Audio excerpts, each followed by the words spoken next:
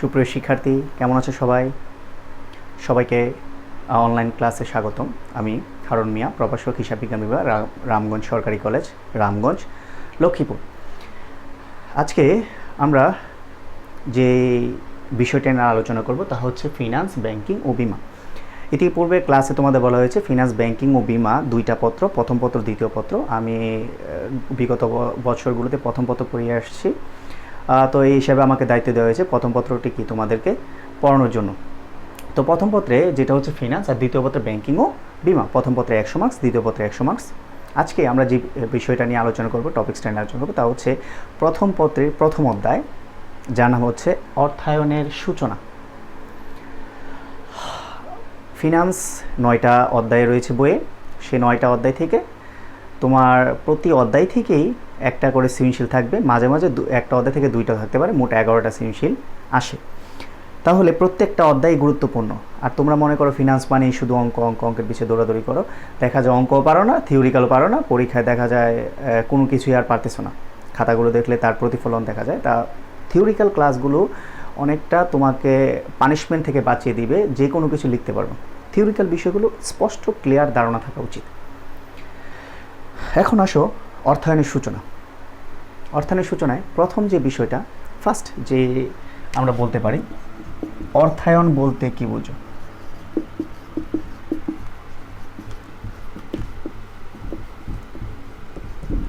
যারা group change করো নাই, প্রিভিয়াসে ব্যবসা শিক্ষার স্টুডেন্ট হিসেবে ছিলাম, তারা অর্থায়ন নবম দশম শ্রেণীতে পড়ে এসেছো একটা বই। তো সেখানে অর্থায়নের সংজ্ঞাটা ভালোভাবে দেওয়া আছে। আমি জানি তোমরা কি ওই বিষয়টা কি ভালোভাবে পড়েছো। তারপর আবার বিষয়টা ক্লিয়ার করার জন্য, অর্থায়ন মানে কি? অর্থায়ন, অর্থ সংগ্রহ করা বা অর্থকে ব্যবস্থা করা, সংক্ষেপে আমরা যা বলি। অর্থ একটা ব্যবসার চালক শক্তি বলা হয়। যে যেমন আমাকে চলতে হলে কি পেটে খাবার দরকার, আবার দেখা যায় অক্সিজেন না হলে যেমন ব্লাড চলাচল হয় না, ব্লাড না হলে তুমি কিছু মুহূর্তের ভিতরে কি মারা যেতে পারো। ঠিক একটা গাড়ি চালার জন্য দেখা যায় পেট্রোল, ডিজেল, জ্বালানি দরকার। ঠিক একটা ব্যবসা, পরিবার বা দেশ যা কিছুই বলো না কেন, সব কিছু চালানোর জন্য, তুমি নিজে চলার জন্য অর্থ অতি গুরুত্বপূর্ণ বিষয়।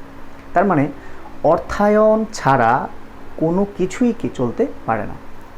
এই জন্য অর্থায়নকে বলা হয় ব্যবসার চালক শক্তি। শুধু ব্যবসা না, আমি বলি অর্থায়ন যে ছাড়া কোনো কিছুই কি চলতে পারে না। তুমি দেখা যায় তোমার পরিবার চলবে না, দেশ চলবে না, কোনো ব্যবসা প্রতিষ্ঠান তো চলবেই না। তার মানে অর্থ খুবই গুরুত্বপূর্ণ বিষয়। এখন অর্থায়ন, অর্থের ব্যবস্থা করে, সংক্ষেপে আমরা বুঝি যে অর্থের ব্যবস্থা করা। একবারে সহজ ভাবে বলতে পারি, অর্থের ব্যবস্থা করাকে বলা হয় কি? অর্থায়ন। এখন এই বিষয়টা তো নবম দশম শ্রেণীতে পড়ে আসছো, অর্থের ব্যবস্থা করা অর্থায়ন বলে। এখন আমরা একটু স্পেসিফিক আর একটু আগাই। শুধু অর্থের ব্যবস্থা করা না, একটা ব্যবসা প্রতিষ্ঠান বা যে কোনো কিছু পরিচালনা করার জন্য অর্থের প্রয়োজন কতটুকু তা নির্ধারণ করা, সে অনুযায়ী কোন উৎস থেকে অর্থ সংগ্রহ করতে হবে সে উৎস নির্ধারণ করা, সে উৎস থেকে সবচাইতে কম মূল্যে, কম ব্যয়ে অর্থের সংগ্রহ করা, সে অর্থ সংগ্রহ করার পর সবচেয়ে লাভজনক খাতে এটাকে বিনিয়োগ করা, এবং যার যার পাওনা তাকে সেই লাভ থেকে বন্টন করে দেওয়ার যাবতীয় কার্যগুলিকে অর্থায়ন বলে। তাহলে অর্থায়ন বলতে আমরা কি বুঝি? স্পষ্ট ধারণা, একটা প্রতিষ্ঠান চালার জন্য কি পরিমাণ অর্থ দরকার তা নির্ধারণ করা, সে নির্ধারণ করার পর কোন উৎস থেকে আমি অর্থ সংগ্রহ করলে সবচেয়ে বেশি লাভজনক হবে, কম খরচ যাবে আমার অর্থ সংগ্রহ করতে, সে উৎস নির্ধারণ করা। সে উৎস নির্ধারণ করার পর আমাকে সেখান থেকে তহবিল সংগ্রহ করে সবচেয়ে লাভজনক খাতে কি করা? বিনিয়োগ করা, এবং লাভ হওয়ার পর তা যথাযথ ব্যক্তি বা প্রতিষ্ঠানকে এটা বন্টন করার যাবতীয় কার্যগুলিকে অর্থায়ন বলে। আশা করি সবাই বুঝতে পেরেছো। এরপর আসো, অর্থায়ন তো বুঝলাম, এবার আসো অর্থায়নের স্বরূপ, প্রকৃতি, আওতা।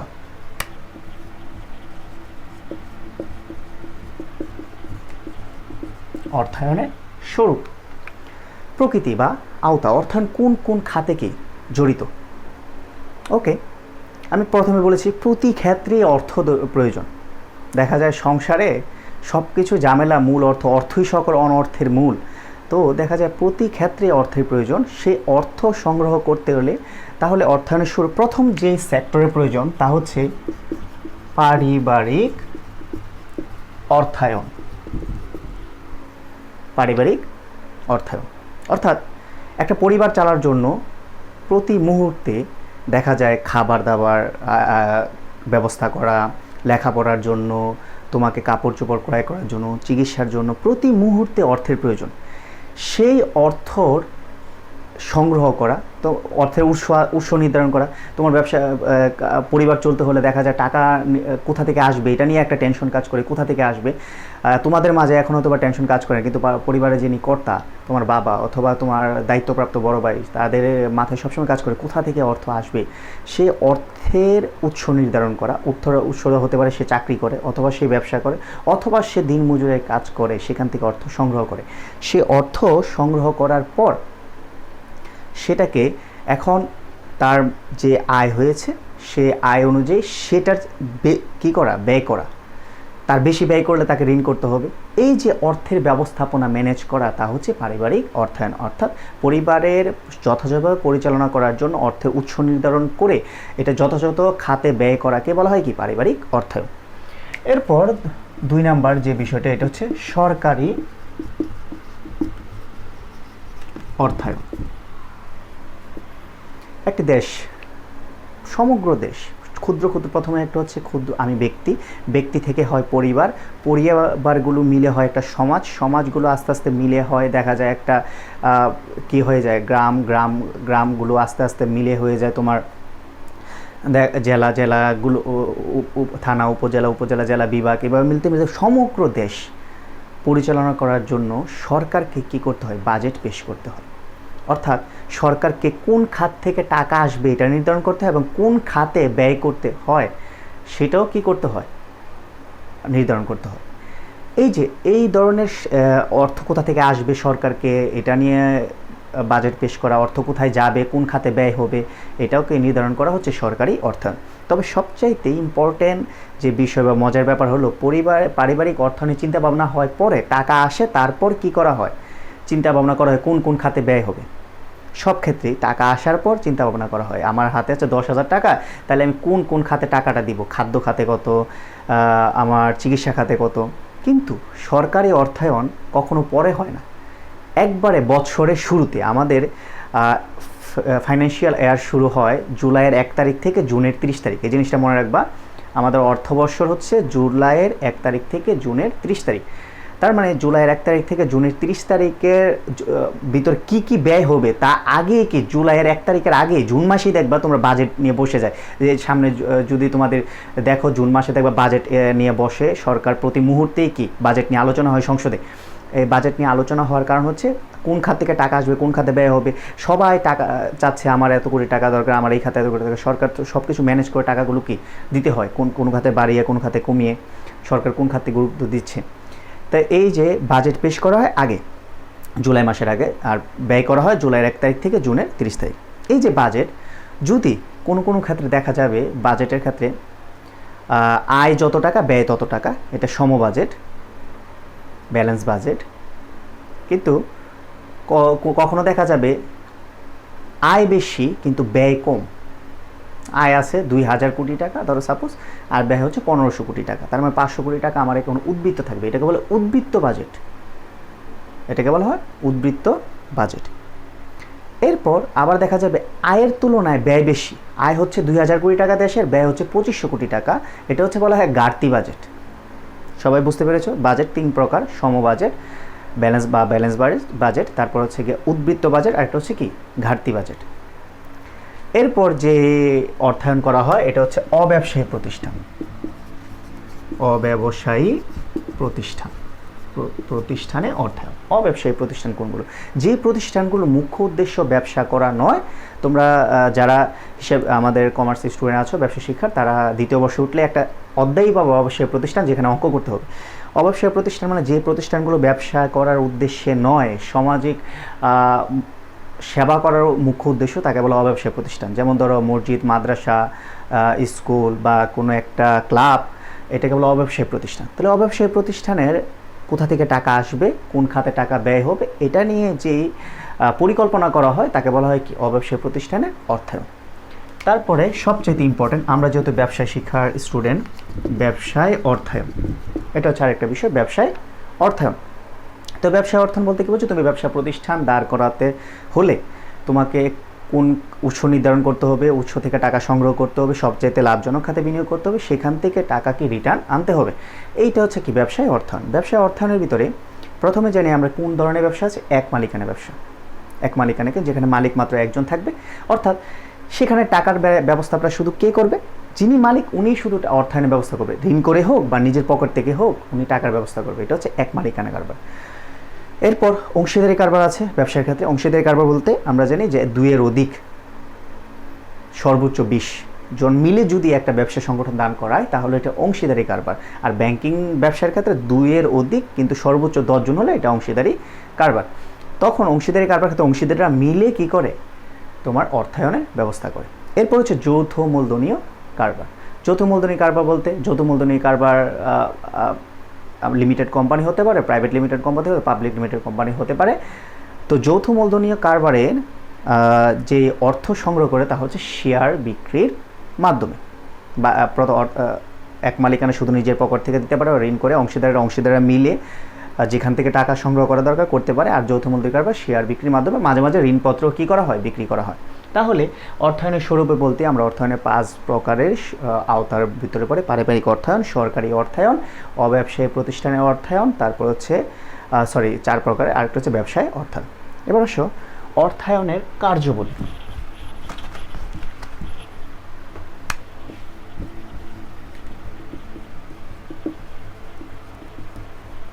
অর্থায়নের কার্যবলী মানে অর্থায়নের কী কী কাজের সাথে জড়িত একটু খেয়াল করে দেখো।